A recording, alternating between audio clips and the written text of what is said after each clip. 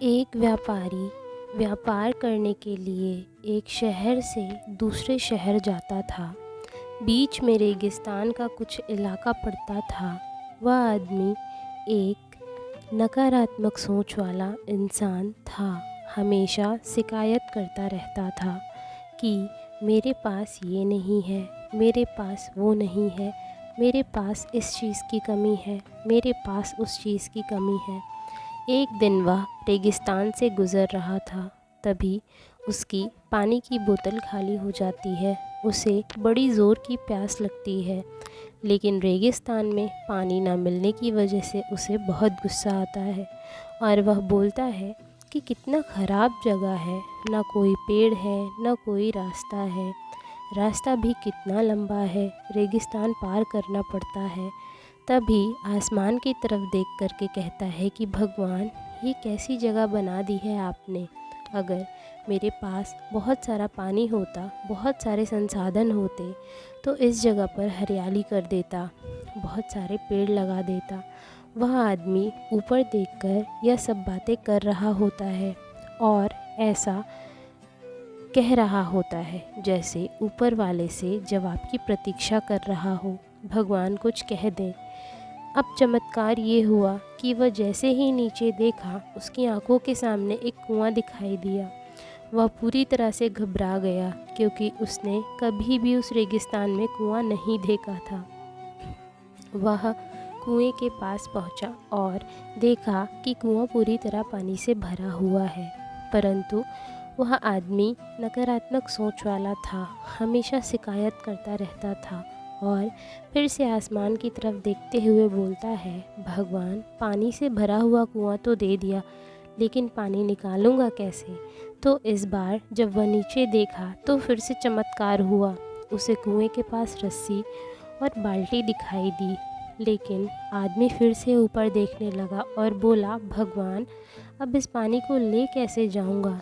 अभी उसको एहसास हुआ जैसे उसके पीछे कोई है। वह भी पीछे मुड़कर देखा तो एक ऊँट खड़ा हुआ था और पूरी तरह से घबरा कर सोचने लगा कि यह तो सच में होने लग रहा है। मैं बातों बातों में कह दिया, अब मुझे यहाँ हरियाली करनी पड़ेगी और पेड़ लगाने की जिम्मेदारी लेनी पड़ेगी। आदमी को पानी से भरा हुआ कुआं मिल गया, बाल्टी और रस्सी मिल गई, पानी को ले जाने के लिए ऊँट भी मिल गया, सब कुछ मिल गया। अब वह आदमी सोच रहा था कि मैं तो बातों बातों में क्या बोल दिया, अब तो गड़बड़ हो गई। अब वह तेज़ी से दौड़कर भागने लगा। वह भाग रहा था, उस जिम्मेदारी से बच रहा था। तभी एक कागज़ का टुकड़ा उड़ते हुए आया और उसके शरीर से चिपक गया। उसने जब उस कागज़ को देखा तो उस पर लिखा हुआ था, मैंने तुम्हें पानी दिया, कुआं दिया, रस्सी दी और बाल्टी दी, पानी को ले जाने के लिए साधन भी दिया, फिर क्यों बचकर भाग रहे हो। उस आदमी को लगा कि मेरे साथ पता नहीं क्या हो रहा है। वह दौड़ते दौड़ते रेगिस्तान को पार करके उस रेगिस्तान को हरा भरा नहीं बनाया और वहाँ से भाग गया। यही कहानी हमें सिखाती है कि बहुत सारे लोग ये कहते हैं कि बड़े स्कूल में पढ़ लिया होता, बड़े कॉलेज में पढ़ लिया होता, यहाँ चला गया होता, वहाँ चला गया होता, अगर मेरे पास बहुत पैसा होता तो मैं ये कर लेता, अगर मेरे पास बहुत पैसा होता तो मैं वो कर लेता, अगर ये होता तो ये कर लेता, ये होता तो ये कर लेता। हम हमेशा शिकायतें ढूंढते रहते हैं, हम हमेशा कमियां गिनाते रहते हैं। ये कहानी हमें सिखाती है कि अपनी ज़िंदगी में हम जो कुछ भी कर रहे हैं उसमें बिना शिकायत करे हमें अपना 100% देना चाहिए। कभी भी दूसरों से ना ही शिकायत करनी चाहिए, ना ही दूसरों पर अपनी खुद की गलती का आरोप लगाना चाहिए। हमें आरोप लगाना बंद करना पड़ेगा, तभी हम अपने जीवन में आगे बढ़ सकते हैं। दोस्तों, महात्मा बुद्ध ने भी अपनी शिक्षा में कहा था, आपके साथ जो भी हो रहा है उसके ज़िम्मेदार 100% आप ही होते हैं।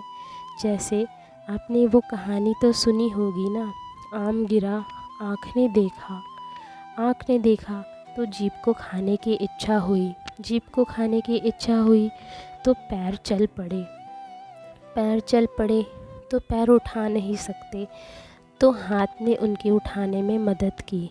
हाँ, हाथ खा नहीं सकते तो जीभ ने उन्हें खाने की मदद की।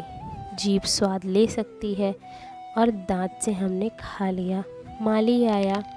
माली ने देखा कि किसी ने आम खाया। माली ने डंडा पीठ पर मारा और आँखों से आंसू निकलने लगे, क्योंकि देखा तो आँखों ने ही था ना। हमारे साथ जो भी होता है, जैसा भी होता है, हमारे अपने कर्मों का परिणाम होता है। हमें किसी को दोष नहीं देना चाहिए। ज़िंदगी में हम ये कामना कर सकते हैं कि हम बिना किसी से शिकायत करे अपने सारे काम को करेंगे। हमें प्रेरणा करनी चाहिए, हमें संकल्प करना चाहिए कि हमारे साथ जो भी हो रहा है उसकी वजह हम खुद हैं, और कोशिश करें कि ज़िंदगी में हमारे साथ सब कुछ अच्छा ही हो। इस कहानी की सीख बहुत अच्छी और प्रेरणादायक हो सकती है। अगर चैनल अच्छा लगा हो तो सब्सक्राइब करिए। आपका दिन शुभ हो।